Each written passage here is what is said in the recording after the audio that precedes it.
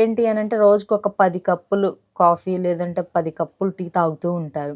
So ఆ 10 కప్పులు వేడి వేడిగా మీరు బయట మనకి మిల్క్ కూడా అంత ఆర్గానిక్గా ఇప్పుడైతే దొరకడం లేదు. వెనకటి రోజుల్లో అంటే మనకి చక్కగా గేదెల దగ్గర దొరుకునేవి.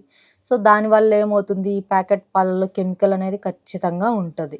సో దానికి తోడు బాగా వీటిని మీరు మరగపెట్టేసేసి దీంట్లో మళ్ళీ పౌడర్స్ వేసి మళ్ళీ మన టంగ్ యాక్సెప్ట్ చేయాలి కాబట్టి మంచిగా ఒక 2 టేబుల్ స్పూన్స్ ఆఫ్ షుగర్ వేసుకొని తాగుతారు. సో అది ఒక్కసారి మనం తాగితే మన మైండ్ రిలీఫ్కి ఇట్స్ నాట్ ఏ ప్రాబ్లం. అలా కాకుండా మల్టిపుల్ టైమ్స్, కొంతమంది 10 టైమ్స్, 15 టైమ్స్, 7 టైమ్స్, 6 టైమ్స్ తాగుతారు.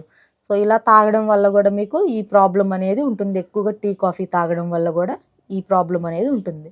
సో మినిమం ఇవన్నీ మీరు కొంచెం వీటిని అవాయిడ్ చేయడానికి ట్రై చేయండి. ఒక్కసారిగా మానేయాలన్నా కూడా మన బ్రెయిన్, మన బాడీ యాక్సెప్ట్ చేయదు. బట్ రోజుకి కొంచెం కొంచెం స్కిప్ చేస్తూ వస్తే మీరు ఈ హ్యాబిట్ని మానుకోగలరు.